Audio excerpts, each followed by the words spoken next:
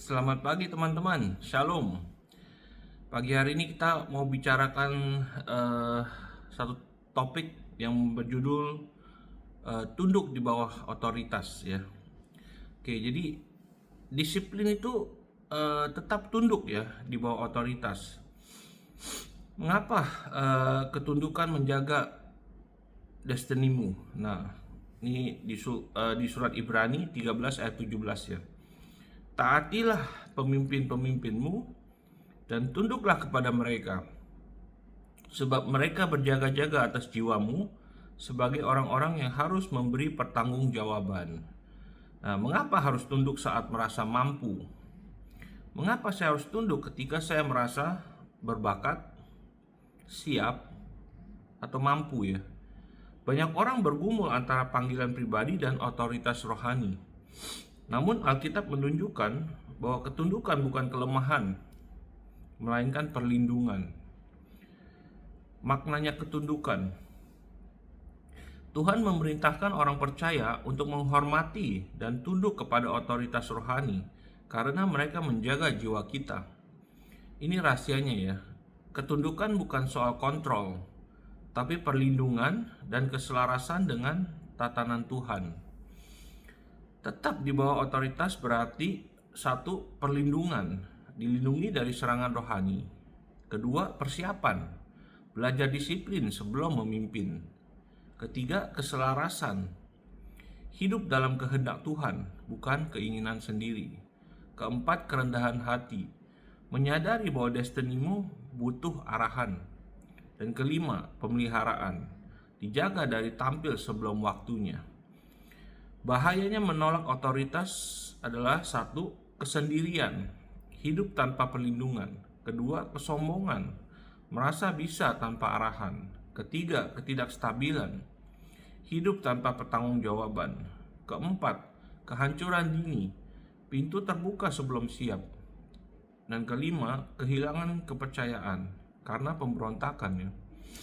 Nah, kesalahpahaman umum adalah bahwa ada yang pikir tunduk itu sama dengan rendah.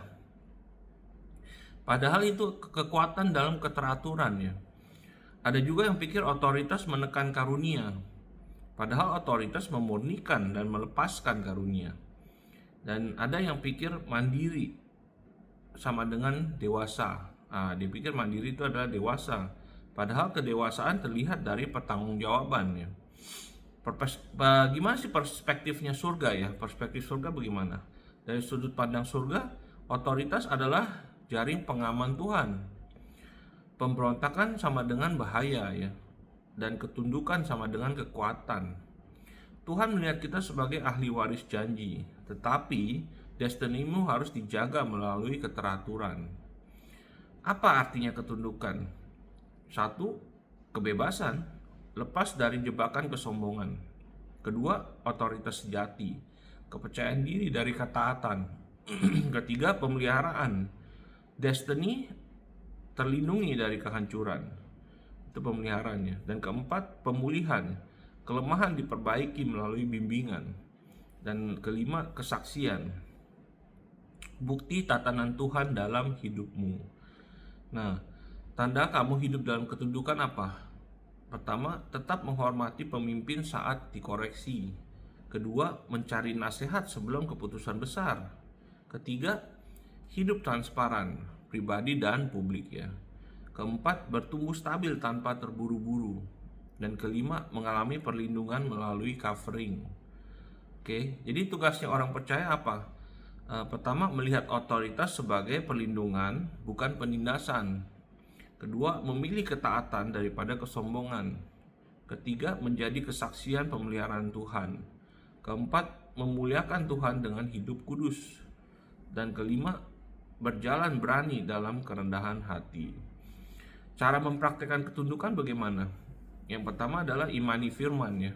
Percaya surat Ibrani 13 ayat 17 sebagai kebenaran. Kedua, deklarasi ya, ucapkan ketaatan atas hidupmu.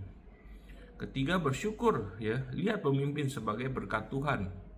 Keempat, taat, selaraskan tindakan dengan arahan.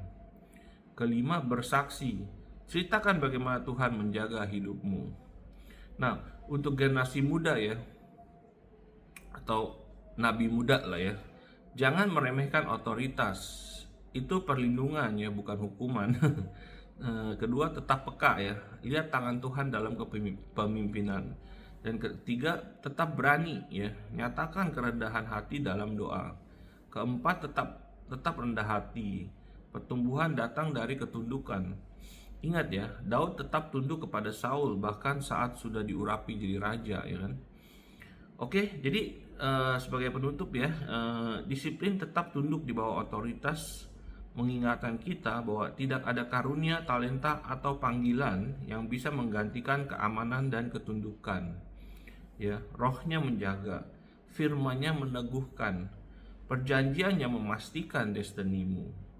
Berjalanlah dengan berani ya, bersukacitalah dalam kemenangannya, dan ingat, Tuhan membentuk pemimpin di bawah otoritas sebelum melepaskan mereka ke dalam destininya. Alright, have a great Wednesday, people, friends. God bless you, and I'll see you again tomorrow ya. Ingat, berjalanlah di bawah otoritas. Bye bye.